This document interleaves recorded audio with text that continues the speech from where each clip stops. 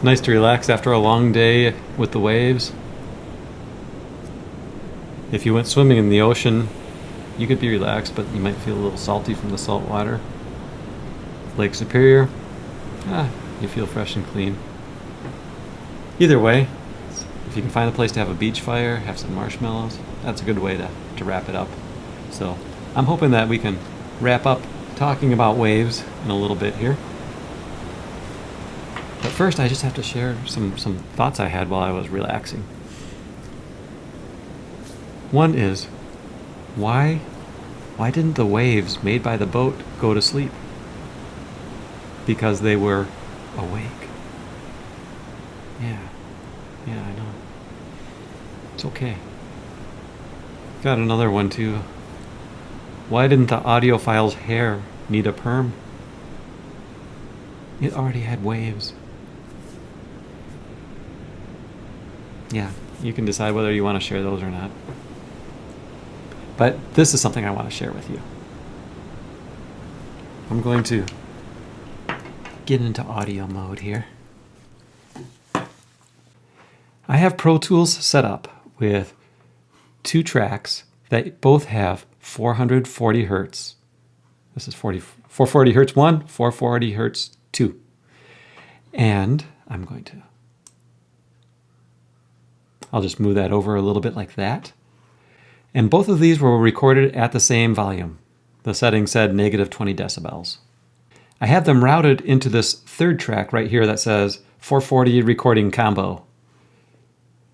And we want to see how being in phase and out of phase affects the output, how these get mixed together. I will zoom in a little bit on these so you can see. Here's what the wave for 440 hertz looks like. Zoomed way in.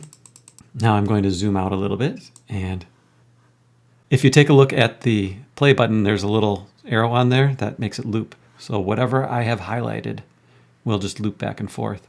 And to do that, I can hold down on the Mac, I can hold down click, and then I click on the play button, and it toggles it into loop mode or not. Loop mode can be handy, so there's a little trick for you. All right, so I'm going to hit loop mode. That's 440 hertz.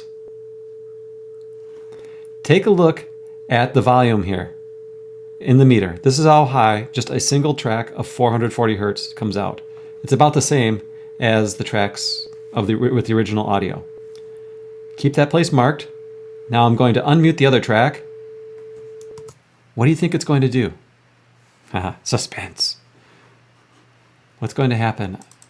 If we take a look, this 2nd track is perfectly in sync with the 1st track. Compression, rarefaction, compress at the same time. Predictions, all the bets in, betting is closed. Let's take a listen. So I'm going to set it up again. Here it is. Then I take the mute off. Oh, I heard that. Did you hear that? And you can see the difference in the meter. Increased the overall volume. All right, let's run some interference. I'm going to go to the 2nd track, and I'm going to move it over just a little bit. Right at the peak here would be 90 degrees out of phase. Right at the very beginning is 0 degrees, so I'm moving the beginning to just about, I don't know, maybe that looks like around 45 degrees. Pretty close. What do you think? I have compression. Are they going to support each other or subtract? So here is our reference tone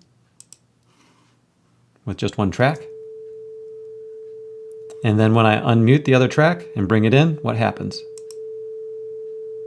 Oh, did you see that? So we know that's constructive interference. Let's try a little bit more. What if we go full 90 degrees out of phase? Right about there. Are we going to be doing more constructive, or are we going to cross over to the dark side? We've muted 1 track. Here's our reference level. Then, here we go. Let me try that again. Without, add it. Let's try it now if we go full 180 degrees out of phase. We're going to phase this somewhere right around in there. Okay, this looks like it's a full 180 degrees out of phase. There's a compression where it's rarefaction. There's a rarefaction where it's compression. What do you think is going to happen? It's a little bit off, it looks like. Something like that. Place your bets. Here we go. All bets in. Betting is closed. Run it. Here's the reference level. And we add the other track. Whoa. So this is what happens like if you're microing a horn section and you have two microphones set up and you're saying, why aren't the trumpets as loud as they should be? What's a way that you could solve this?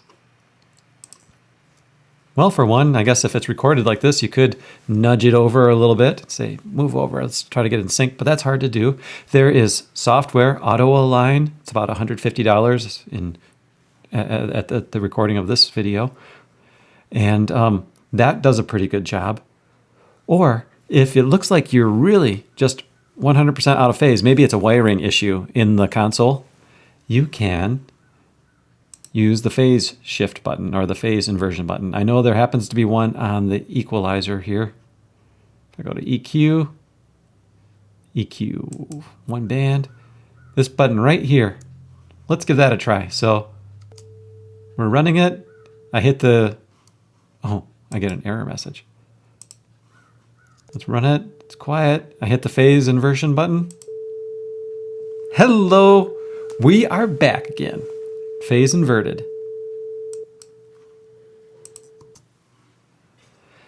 If we shift it over just one last try here, a little bit, like 270, something like that. We would expect there's going to be more negative interference, but I should, why am I saying negative interference? It should be destructive interference. We've gone to the dark side, we're destructing. But not as much as when it's 180. Let's see what happens here.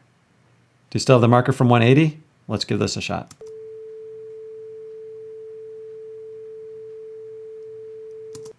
Yeah. Okay, so that's levels and phase. The next thing we're going to do is we're going to throw a frequency monkey into the mix.